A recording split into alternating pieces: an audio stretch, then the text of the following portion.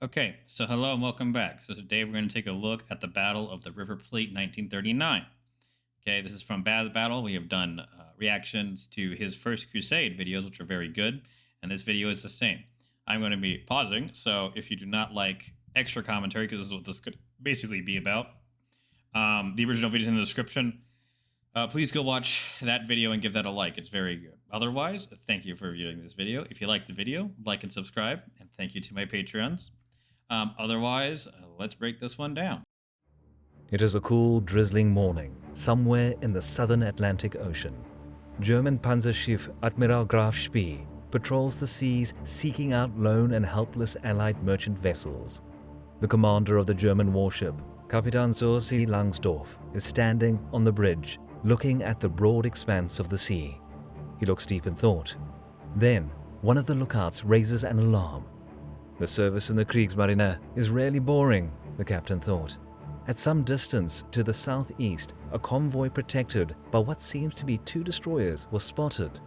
Full ahead, he ordered, with no hesitation. One of the first naval engagements of the Battle of the Atlantic was about to begin. It's the second half of August 1939, less than 2 weeks before the outbreak of the Second World War in Europe. The German heavy cruiser Admiral Graf Spee, former flagship of the Kriegsmarine, weighs anchor and departs the naval base of Wilhelmshaven, attempting to sneak through the patrols of the British Royal Navy and disappear into the vastness of the Atlantic Ocean. By the time the war was started in the beginning of September, the Graf Spee had already managed to cross the waters directly controlled by the Royal Navy and was free to steam straight into the southern Atlantic to take a suitable position for an upcoming mission. And remember, this is 2 weeks before, September 1st with the invasion of Poland. This ship is supposed to do convoy raiding, okay?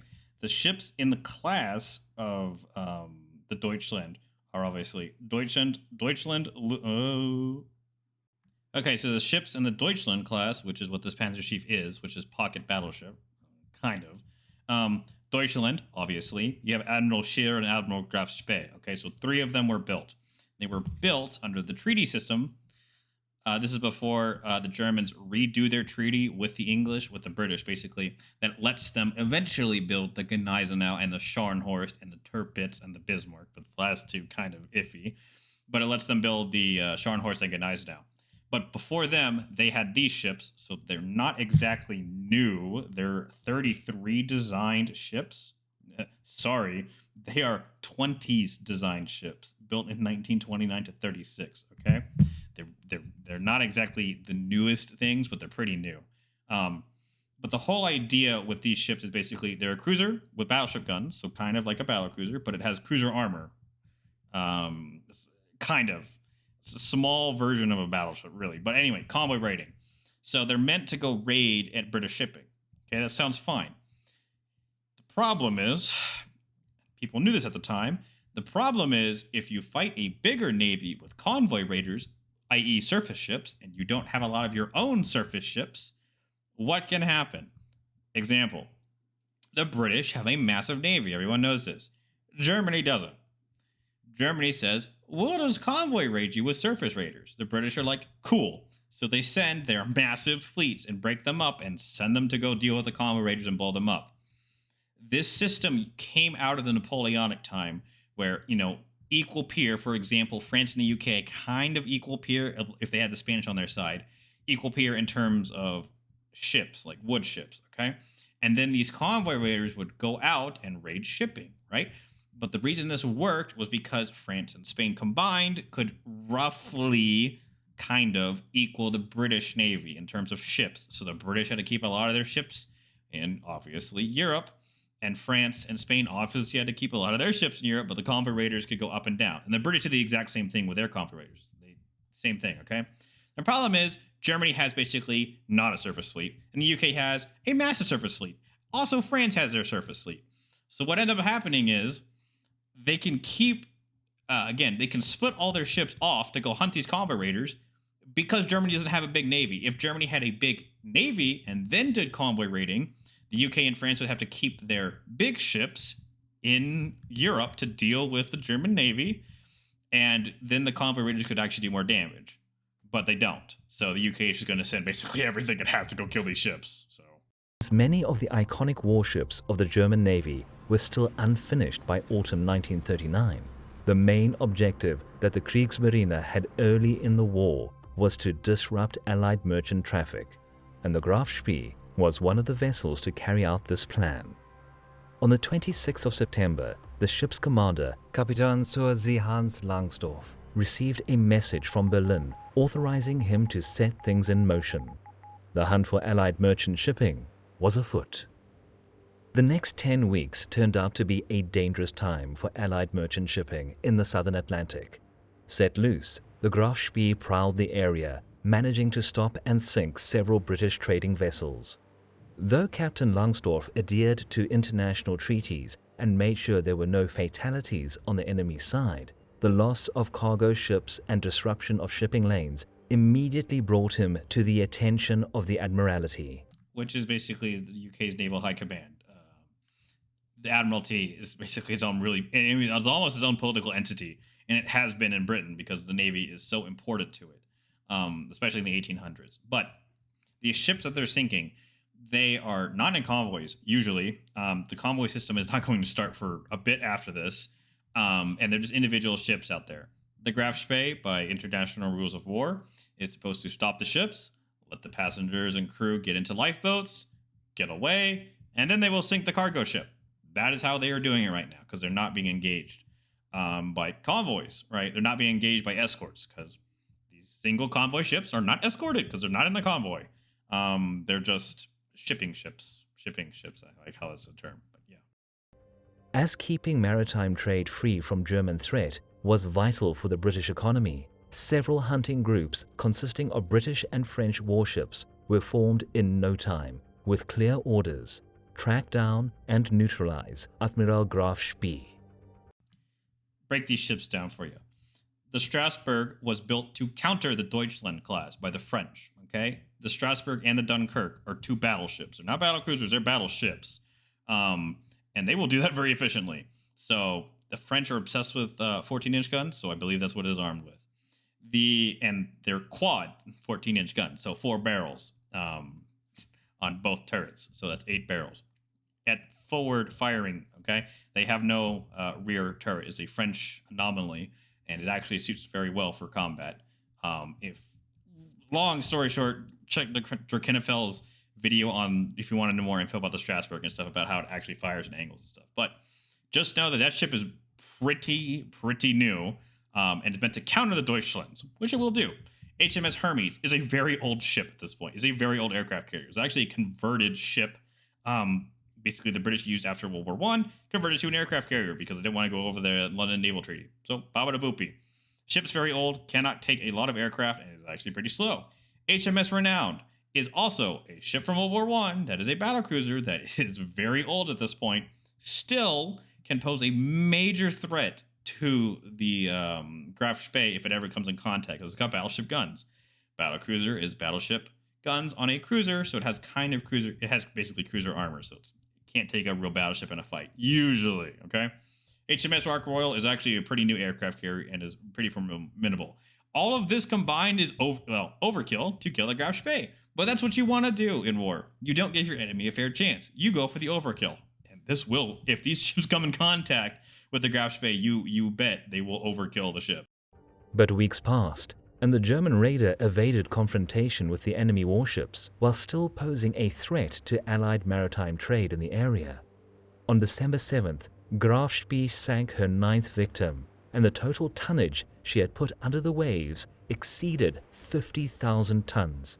It was quite an achievement for Captain Langsdorff, who then turned his attention to the waters off the coast of Uruguay, as the documents found on one of the stopped ships hinted at an Allied convoy moving through the area. Graf Spee arrived at her new hunting grounds on the 12th of December, commencing a search for prey. Early the next morning, German lookouts spotted a ship looming in the distance, promptly identified as a convoy escort. Seemingly, the intercepted documents proved to be correct, and the successful streak of the German raider was about to be continued. the Graf Spee gained speed to close the distance and intercept the enemy vessel. But as the Germans got closer, the enemy ship gradually took shape. Much to Langsdorff's confusion, it was not an ordinary convoy escort, but a Royal Navy task force. HMS Exeter, a York-class heavy cruiser, accompanied by 2 light cruisers, HMS Ajax and Achilles. The 3 warships made up the Force G, commanded by Commodore Henry Harwood, who had been searching for the Graf Spee for the last couple of months. Captain Langsdorff had clear orders to avoid combat with enemy warships, yet it was already too late to turn back and withdraw unnoticed. The German sailors braced for an upcoming encounter as the Graf Spee steamed full ahead to challenge the opponents. And this task force right here, okay? The reason it's a convoy raider. This whole mission is to raid convoys. It's not meant to go fight ships like this, okay? If at all, it's meant to avoid them. It can in a pinch. It is not going to win against a 3v1, okay? This is a heavy cruiser with battleship guns. It gives it more range. They're 9 nautical miles when they open fire. That's not very far, which means these heavy cruisers are going to do a lot of damage to the Graf Spee. Again, the armor is not amazing. And again, these 2 light cruisers on top of that are going to start really pounding the Graf Spee. Now, let me look up something for the Exeter and the Ajax, actually. Okay, so the HMS Exeter, okay, is a York-class heavy cruiser, and that ship was laid down or ordered in 1928. Okay, laid down in 1928 and launched in 2029. Okay, the Leanders, which are the Ajax and the Achilles, again, they have different launch dates, but they're a 30s design, so they're roughly equivalent on their design fronts. But again, this is a pocket battleship, and I use that term lightly, and this is a heavy cruiser and 2 light cruisers. In theory, this ship should be able to beat the Exeter in a 1v1 engagement, but not 3 ships. To challenge the opponents. Finally, from a distance of 9 nautical miles, her main artillery thundered and the first salvo landed dangerously close to the Exeter. Soon, the British guns answered, and the Exeter took a sharp turn to port to split the task force into 2 divisions, making best use of the numerical advantage the British cruisers had over the Graf Spee. And a division basically is just a group, and it's used in ship terms. I'm not overly familiar with naval terminology. But if it turns to port, breaks this way, the Graf Spee either has to focus on the Exeter or focus on this group or split its gunfire. And that's the whole point. If Exeter can take the Graf Spee, at least get its attention, these light cruisers can hammer it. And then because they're not being shot at, they're not having significant emotional events when, battleship gun shells are coming over your head. So they can accurately continue fire on the Graf Spee. And this divides the Graf Spee's attention. This is what you do when you outnumber an opponent. Commodore Harwood's plan to split the gunfire of the German raider, although risky, was his best bet to defeat the enemy. The British were well aware of the capabilities of their adversary. Admiral Graf Spee was a peculiar example of the warship design hampered by the naval treaties which forbade the German Navy from commissioning any new vessels that displaced more than 10,000 tons. Because of this restriction, the design of the Graf Spee and other Deutschland-class armored ships introduced a set of innovative features to save as much weight as possible. Extensive use of new light alloys, welding, and the application of diesel engines as main propulsion allowed German engineers to roughly meet the displacement limit while still managing to equip the ships with some quite remarkable main armaments. 6 280mm guns mounted in 2 turrets were extraordinarily big for a ship this size and meant that the Admiral Graf Spee was the one to shout the odds in this battle. And you can see its displacement limit was 10,000 tons directly out of the Treaty of Versailles. Again, the English and the Germans will revise this so that they can actually build the Scharnhorst at Gneisenau. But this is before that treaty revisitation. Wow, I can spell English. Anyway, these are 11-inch guns on a cruiser. They are overly big, okay? Doesn't need it as a heavy cruiser, pocket battleship. It's really its own. The Deutschland is basically its own sub-thing. It's not a battle cruiser and it's not a battleship. It's its own thing. Usually, battle cruisers have battleship guns and cruiser armor. This thing has cruiser armor and battleship guns. So they classify it as a heavy cruiser. It's really whatever you want to do that day. But basically, this gives it a lot more range than a usual heavy cruiser. But as you can see, they're in a knife fight, so that advantage really does go away. The next 30 minutes were enough to showcase the substantial firepower advantage the Graf Spee had over Harwood's task force, and why she was often referred to by the British as the pocket battleship. A number of 280mm shells reached the Exeter, severing 2 of her 3 turrets, disabling communications, and starting major fires aboard. And again, these guns are really big, 11 inches. Usually this heavy cruiser can have up to 9-inch guns, but usually 8 or down inch guns, like 8, 7, 6 inch guns. They have torpedoes. The Graf Spee also has torpedoes, but as you see, the torpedoes were hit in this, so they couldn't fire, it looks like. Though the Exeter valiantly fought back, scoring a couple of hits with her 203mm guns, Commodore Harwood, realizing that the heavy cruiser was in deep trouble, promptly ordered the Ajax and Achilles to close the distance and put pressure on the Germans. In turn, the Graf Spee rapidly changed course to avoid the Exeter's torpedoes and focused fire on the approaching light cruisers. As the artillery exchange continued, the German gunners managed to land a couple of high explosive shells on the Ajax, resulting in splinter fragments killing a dozen of her crew. Up until this moment, the battle was going quite favorably for the German raider, but slowly, the situation grew more and more complicated for Captain Langsdorff. The heavy cruiser Exeter, despite receiving a serious beating, still tried to carry the torch of being the largest ship in the task force and, steaming with full speed, used her last working turret to assist the Ajax and Achilles. That captain should be rewarded for his effort, right? He knows his ship is the heaviest he has, and he needs to get his guns in. The Ajax and the Achilles are no match for this heavy cruiser. Okay, this heavy cruiser will make mincemeat out of them if it gets a few more hits. These cruisers are gone.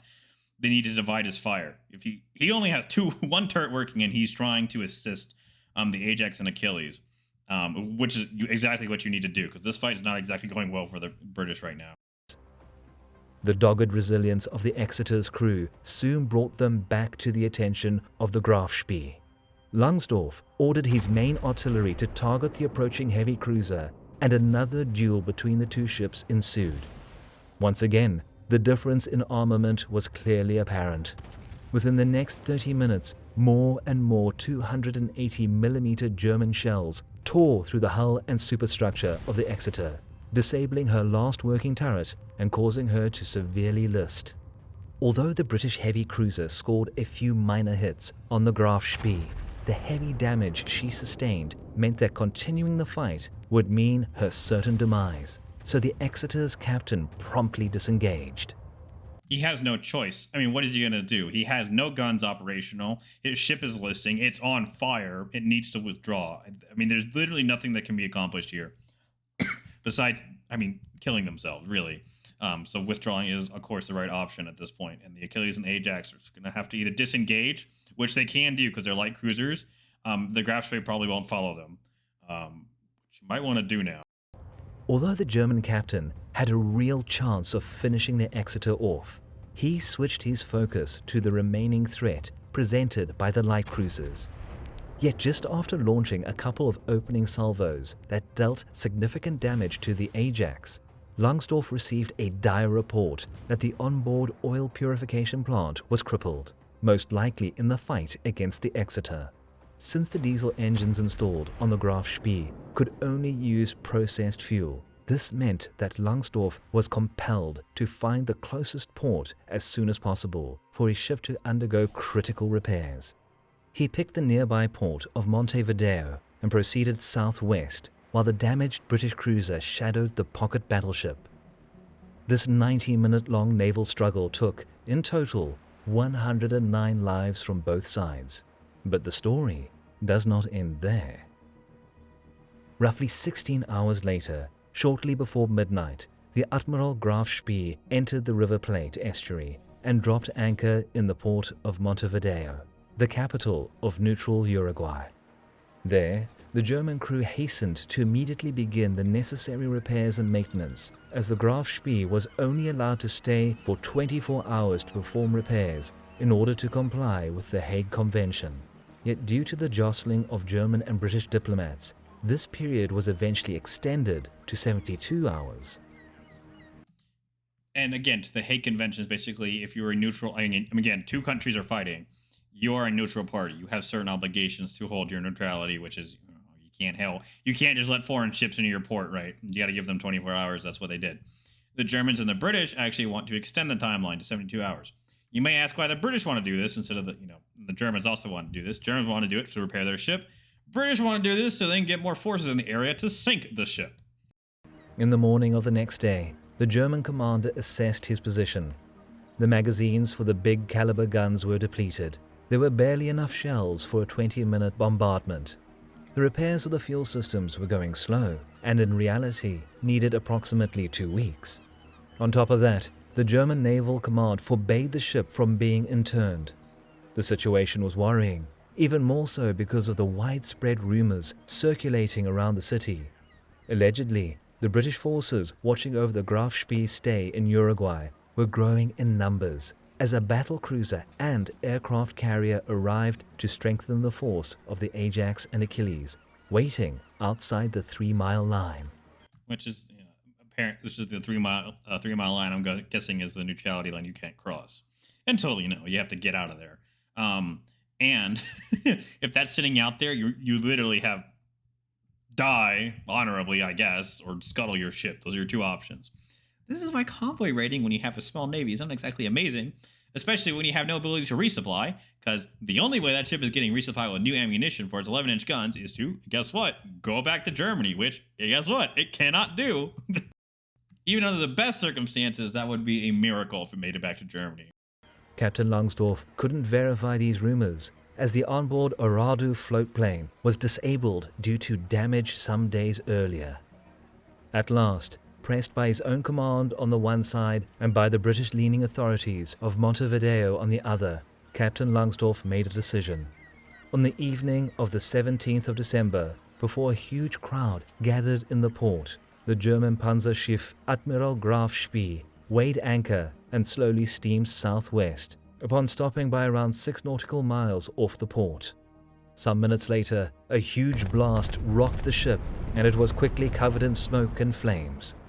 The scuttling charges did their job, and in no time, the hull settled on an even keel in the shallow waters of the River Plate estuary. Hans Langsdorff was successfully led to believe by the British intelligence that a far more powerful Royal Navy task force was gathered to fight the German pocket battleship, but in fact, only one border obsolete heavy cruiser was able to arrive on time. I'll look up the Cumberland, but that ship's very old. Very old. As I thought, it is a 1926. That's when it was launched, so it's really a 20s design heavy cruiser. No match for the Graf Spee, but the Graf Spee, oil damage, all basically no ammunition. They scuttled the ship, and British intelligence was able to get them to believe that they had, a battle cruiser and a carrier out here. So, nevertheless, thanks to the British deception, many lives were saved that day. A couple of days later, upon making sure that his entire crew of 1,000 men was transferred to and safe within nearby Buenos Aires, Captain Hans Langsdorff retreated to his hotel room, lay down on the Graf Spee's battle ensign, and shot himself, thus tying his own fate to that of the ship. Meaning, captain goes down with his ship. And Buenos Aires is also in Argentina, which is, I'll just say, fascist sympathetic at this time. So, the battle in the River Plate estuary was a substantial yet unanticipated victory for the British Royal Navy, an example of how valor in the face of an enemy with superior firepower can still win the day, an early boost to the morale of the British sailors with a long war ahead.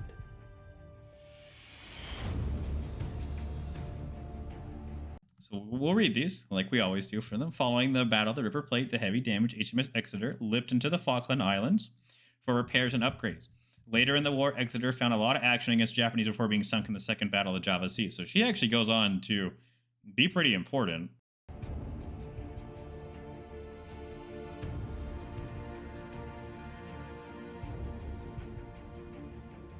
Many of the Graf Spee's crewmen remained in Argentina for good, many of whom settled into freshly established Villa General Belgrano, some 600 kilometers from to the west of Buenos Aires. To this day, the village is known for its Bavarian style and is a popular tourist destination. Yes, there was a lot of actually German-speaking people in Argentina.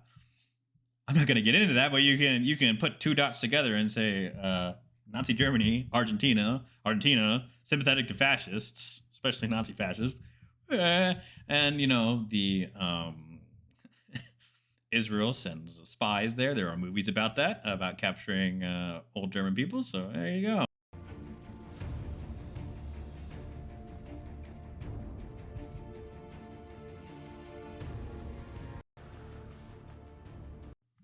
The light cruiser HMS Ajax survived the battle through her plate, mostly unscathed. At the time, she was loaned to the New Zealand Division of the Royal Navy before the creation of the Royal New Zealand Navy in October 1941. So there you go. So hopefully you guys liked my little bit of commentary I added there. Hopefully I added something. Otherwise, check the original video out. Otherwise, subscribe, like the video, and I will see you people next time.